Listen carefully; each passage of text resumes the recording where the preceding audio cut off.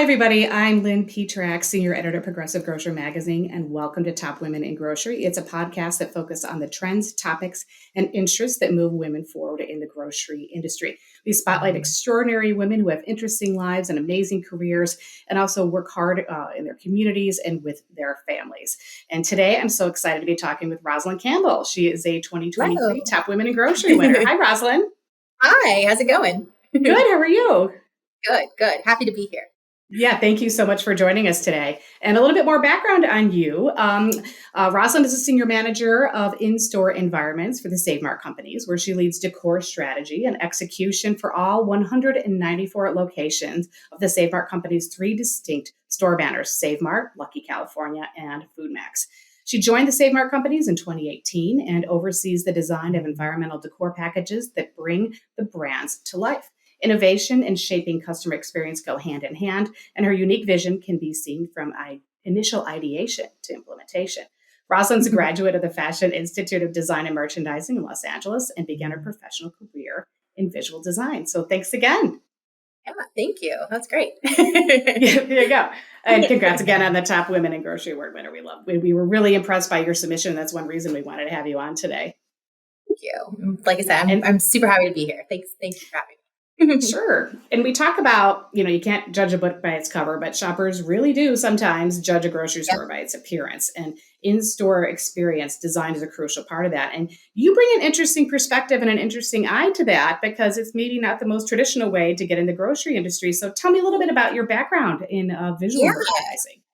Yeah. So like you said, I went to college, the Fashion Institute of Design and Merchandising in Los Angeles, and majored in visual communications. And my focus was really in fashion styling and the fashion industry. And so after college, I did an internship with a luxury magazine in Beverly Hills. I worked on different, very, very cool, different magazine shoots. We styled for different award shows. I worked on a couple Spanish television shows, which was really fun. I'm not fluent in Spanish, like I can get by, but still worked on some Spanish television shows. That's awesome. Really fun.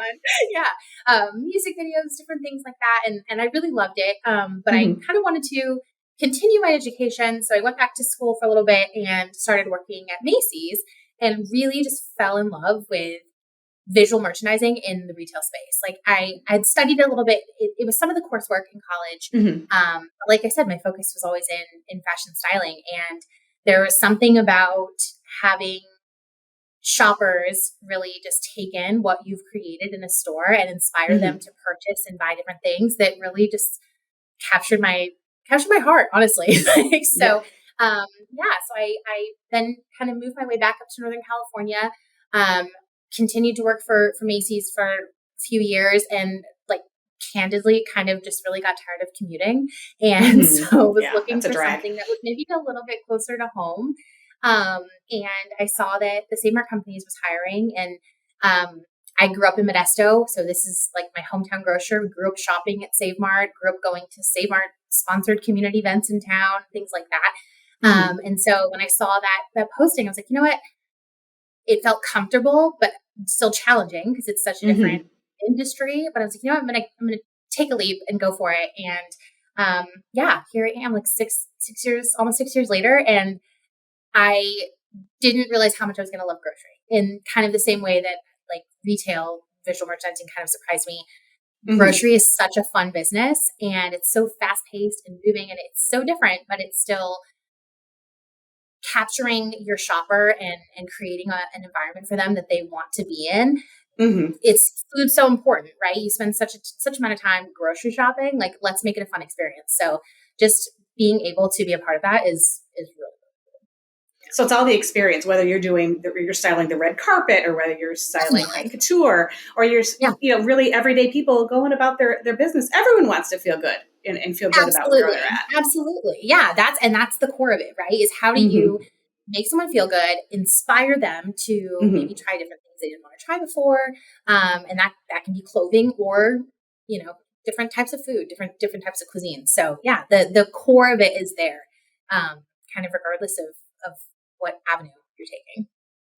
Yeah. And you think about it, we've all been in stores where maybe the aesthetics and the design are less than pleasing. And I think that's, you really notice it when it's amazing and you really notice when it's not. So you're able to really bring that. And then how was that received when you came on board? Was everyone like, okay, this is cool, let's do something different? How did that go down?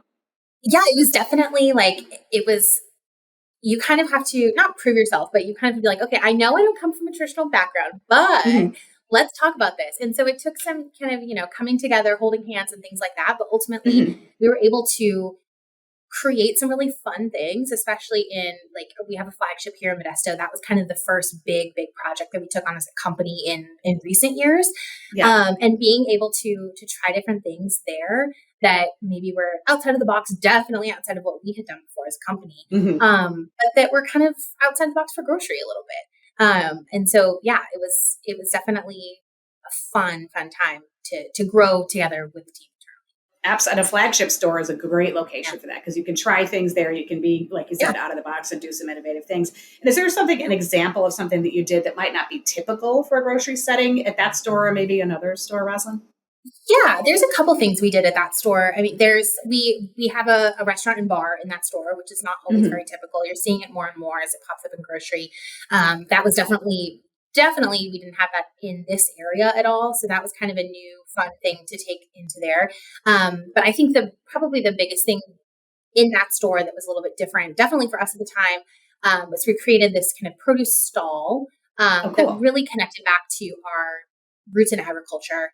We're here in the Hmm. Central Valley. We have our growers are a mile down the Yeah. road. Agriculturally rich in Right? Modesto. Yeah. We're here, exactly. So really pulling that in and finding items that spoke to the community, the things that they see. So there was a produce chef is what we called that person there, but it was creating kind of theater in that space around the produce and the agriculture. And it really became kind of a centerpiece in that store right when you walk in, that you see this really fresh impact of produce. But then, like you said, the theater that goes behind it. Yeah. And then really, I think the biggest thing that we kind of really focused on there is highlighting local producers and really telling their story in a truly authentic way and continuing to partner with them. So there's lots of little kind of shops within a shop, if you will, in that store, that really just bring to life local producers. Like there's a company in town that it's an aromatherapy company. They make different candles and things like that. Not necessarily what you think of really when you go to a grocery store, but we have them in Yeah. several of our stores now, like as little pop-up shops. And Hmm. it's a way to really, like I said, authentically connect to our community, which is And really that's important for us. really the discovery for the consumer, which we talk Yeah. about a lot. That has to be so cool because it's like, oh, Yeah. there's a little pop-up shop, there's little stalls. So, Yeah. that's very purposeful. But shoppers love that discovery. Definitely. And so did you bring in terms of like coordinating with the existing space, like the color and the materials, how did that had to be fun Yeah. too, to kind of go into that, Yeah, like probably very absolutely. open space. Yeah, it was definitely, I mean, it was a ground up build. So it was really, Hmm. you know, the possibilities are limitless kind of thing. And really the goal was to how much natural materials or materials that are really found, but are rooted in our area.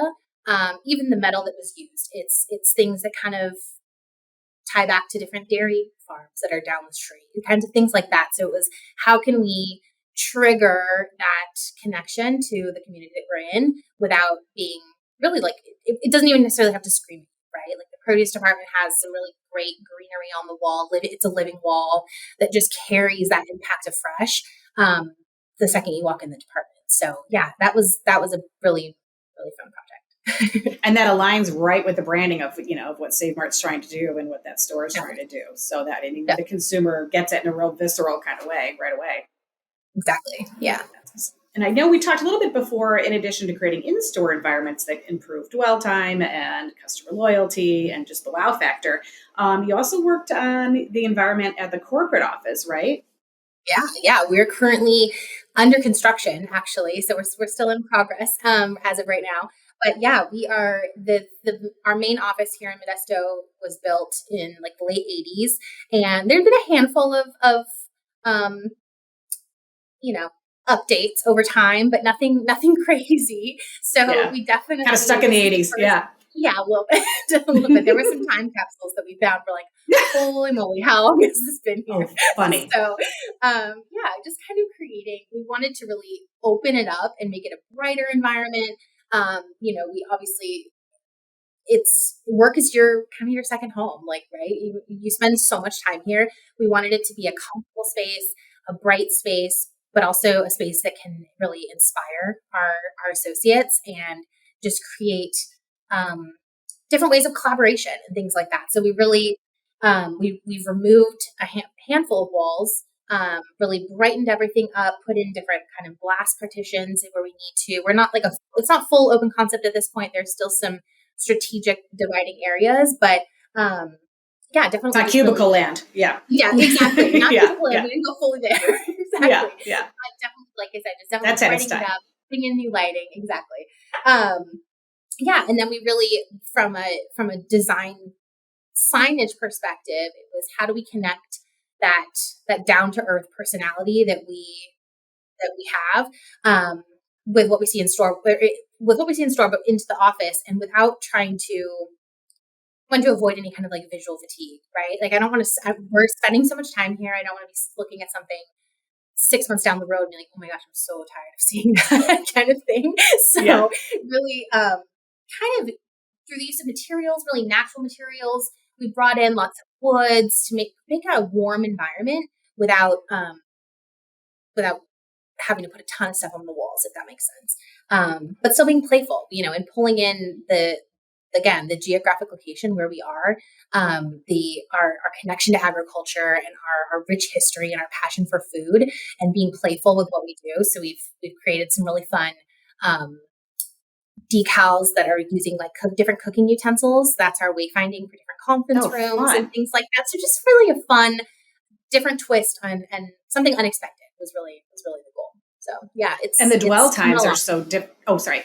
No, go ahead. Yeah, go ahead. The dwell times are so different. So that had to be kind of challenging and interesting for you, because when you're in the grocery store, you want them to linger a bit, right? And to have the sales, but they're ultimately not there. I mean, do we want them there 8 hours a day? But like you are at work, right? I mean, the dwell times are quite different. Much shorter. Exactly. Right. Yeah, that was definitely one of the biggest challenges, was how do you, for people that are spending 8 hours a day here, create something that's comfortable and, like I said, has that warm feeling, but still is practical and is useful for the, taking all the different business functions into consideration and things like that. So yeah, it definitely was a challenge, but it's been so fun, such a fun opportunity. So, and you want to make it in a way that's classic, that's not super dated, like, so we won't be like, oh, that's so Farmhouse 2017, or that's so Geese from the 80s, or whatever it might be. So avoid that at all costs. Exactly. Yeah. That was the goal. Find materials that have like a longevity to it, and are going to be classic finishes from now to 25 years from now, if we if we don't update the office for that long again, kind of thing. Exactly. So, finding that balance has been really fun. And even in the signage opportunities that we did in the building, is that adaptability of being able to switch it out and update it routinely without it being a huge dollar investment, frankly, right? We don't want to keep funneling a bunch into it, but we want to be able to update it and keep it fresh. So that's something that is really important to me in the office, but in stores too, is that flexibility with how we sign and communicate, and creating, like I said, flexibility with our adaptability. Yeah. That makes sense.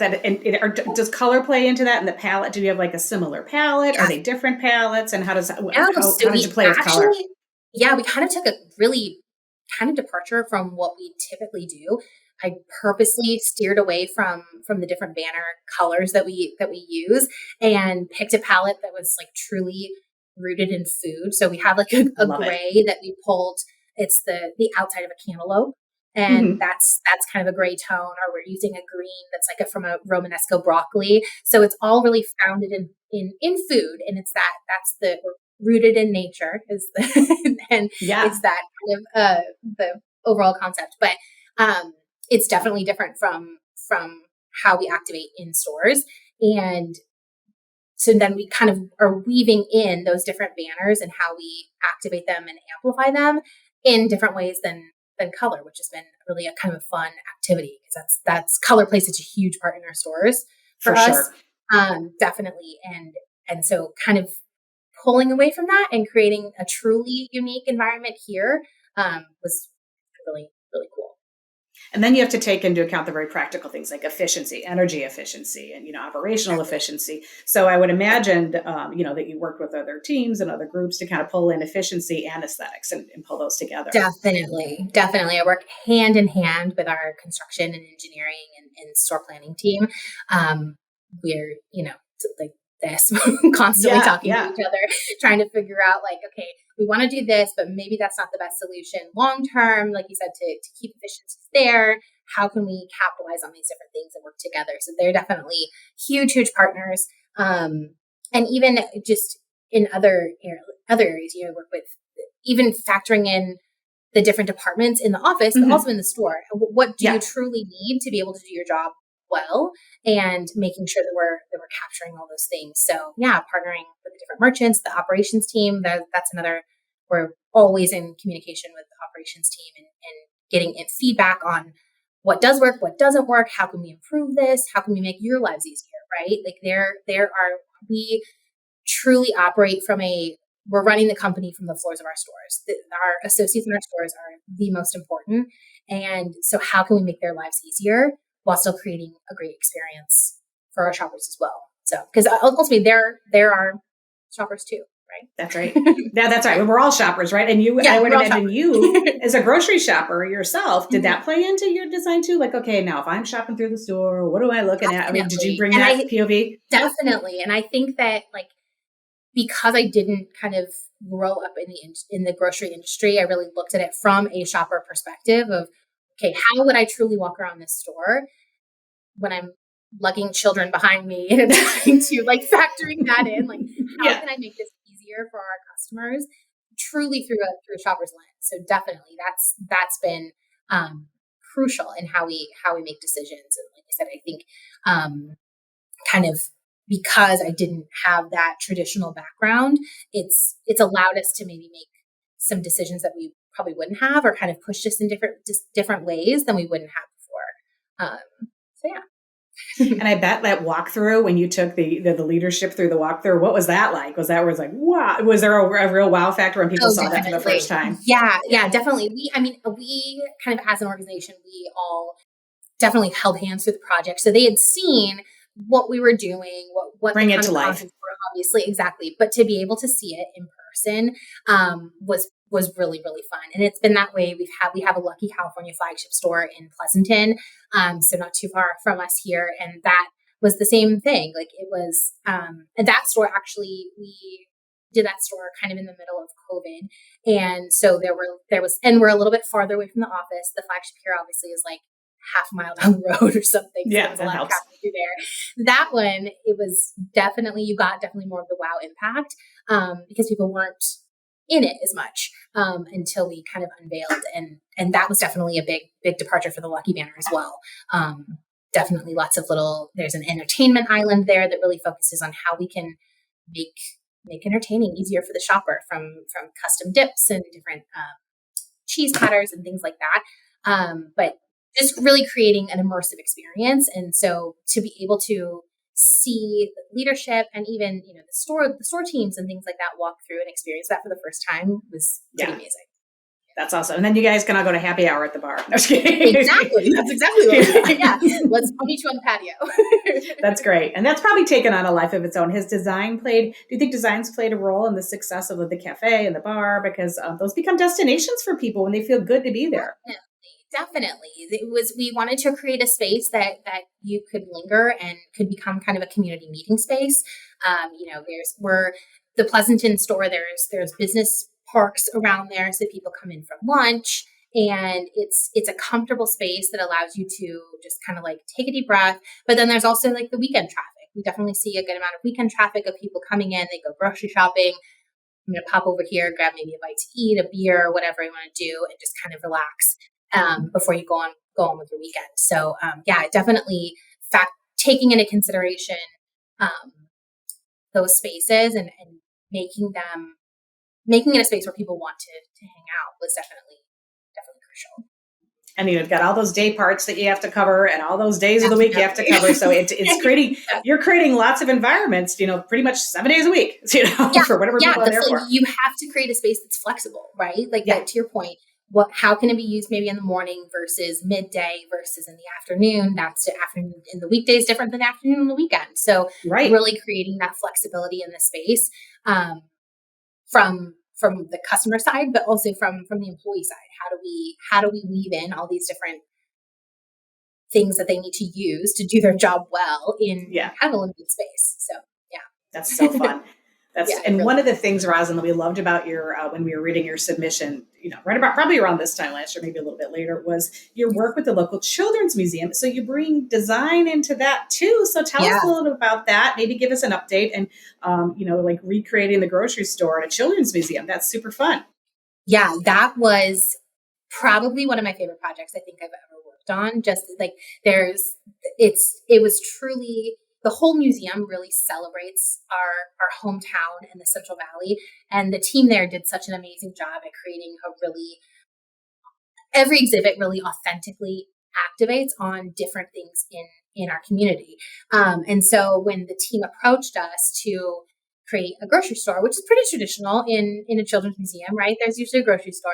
We were like, yeah, absolutely. My kids spent time. What do you wear? Exactly. Right? You can't have a children's museum without a grocery store.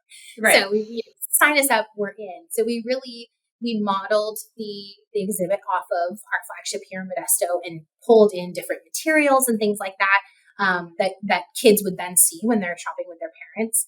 Nice brand alignment, love it. Things like that. Exactly. Yeah. Create a really, really authentic experience there.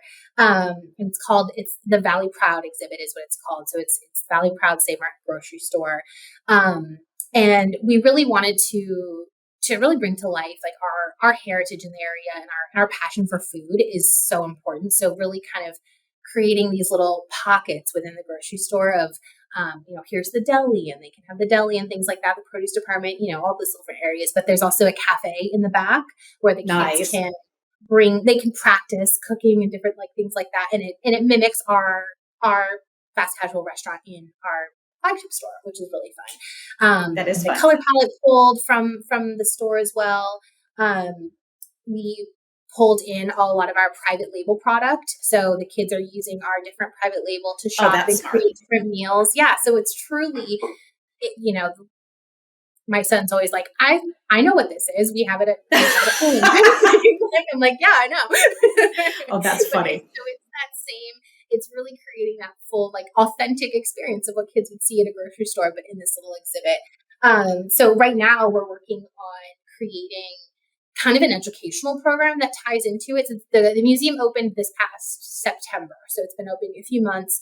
And we kind of, what products have lived well through the shelves and the play and things like that, what maybe we need to replenish more. So going forward, it's kind of, we're working with them and our private label team to really create an educational package, basically, to teach kids how to make healthy meals with these different products. Or here's your grocery list, and you have $15, and each of the items is priced out, and what can you buy for this dollar amount, and kind of teaching them how to embrace the love of food and embrace different cookings and things like that. So it's really, really such a cool experience. And it was a big deal for our community, but it was a big deal for Save Mart too, just to be able to community outreach and being a part of where we operate is such a huge part of our company. So really having that connection in the museum and then just other different kind of community outreach is really, really fun. But yeah, the museum's pretty incredible. That's got to be so cool, because I'm trying to think when my kids were little, and even when I played grocery when I was a kid, all it was filling the cart with stuff and scanning it. And that was about it. But you're teaching them all these other, that's right. There's so many lessons about math, about design, about where food comes from. Exactly. It's creating them. We're connecting back. We have different campaigns that highlight our different produce growers in the area. And we're pushing that into the museum as well, so that the kids are really learning, where is this product coming from? Even though it's, it's a plastic broccoli, but we'll pretend that it's the broccoli that's coming from our grower down the street. And this is the process of how it gets to your grocery store. And it's really, we are looking at, we put in like little kid shopping carts, right? So we're kind of now we're looking at the next step. How can we step it up? Can we put in a little cart corral, and little kids can put the carts back, and maybe we'll we're looking at potentially putting in like the back of a trunk of a car. So they're getting their groceries, putting them in the bags, and then they're putting in their car. And it's kind of that beginning to end process. But yeah, there's so many different ways that we can really teach the love of food and really connect back to our heritage here and the growing region at this level and teach them. Because you've got future growers, you've got future shoppers. Let's hope you have future grocery store workers in that museum. We'll train them in their love for grocery at a very young age. That's right. We'll have your son. He could be the training manager when he goes in there. Exactly. Yeah. He's all about the ringing. He loves the ringing. That's right. Oh, there you go. There you go. It's very cute. So is it fun when you go there kind of on your own, when you check on it, or maybe you're there with your family? What's the reaction from other kids? You get to see it kind of like emotion when kids are doing it? My coworker and I took both of our kids maybe a few weeks after they opened, and we just kind of sat back and watched them play, and then watching all the other kids play and just really love on this exhibit that was created was really, really cool. But then we're also in the back of our heads, we're like, okay, maybe that didn't work out so well. So what can we do next time? Yeah. You can sit back and do that. Yeah, exactly. But just watching how well it's been received has been really, really cool. And you've probably done that at the store too. So when you're shopping, you're doing your shopping trip at the store. Do you do that as well? Do you kind of like look to see, how definitely. Consumers are interacting? Yeah, I kind of will linger in certain areas, and I'm watching how things are how people are moving around different fixtures, or how are they taking it in the way that we thought it would be absorbed, or is it maybe it's not working, and kind of seeing people brush by things. Okay, how can we adjust it? How can we adapt? I think that that's so important to how you continue to grow and evolve as a company, but also in your design process is truly taking in those kind of live consumer insights, right? You're getting it, you're capturing it in the moment and seeing how people are interacting with things. It's so important. In your design, definitely something we do frequently. Yeah, for sure. And with your background in design, you probably never. The beauty of it is you never run out of ideas. Yeah, constantly. I'm always like, "Ooh, what if we do?" Yeah, exactly. The sky is truly the limit. That's exciting because there's lots of stores. And are you, is there anything you can give us a sneak peek at too? Are you looking at maybe other store refreshes for 24, 25, 26 down the line? We definitely have a handful of things planned over the next couple of years. Some new remodels, potentially some new stores, definitely focusing on, we have, a really robust fleet right now, and kind of getting in there and maybe adapting and updating and tailoring them to the community that's changed since that store was built. So that's kind of a big focus for 2024 right now is aligning with the current shopper needs and kind of updating as needed. But yeah, there's some fun things coming down there. That's exciting. That's exciting for you too. Oh my gosh. Yeah, well, thank you so much for joining us today, Rosalind. I just loved learning about this. I have no skill in it, and but I sure appreciate design from other people. I can't wait to check out one of these stores in person. Come on anytime. We'll walk you through. I'd love it. So thank you again for joining us. Thank you so much for having me. I really appreciate it. Thanks. And if you have an idea for a TWIG podcast topic, if you're listening or watching, we want to hear from you. So feel free to email me at lptrack@ensembleiq.com. See you next time, everybody. And thanks so much for joining us today. Have a good one.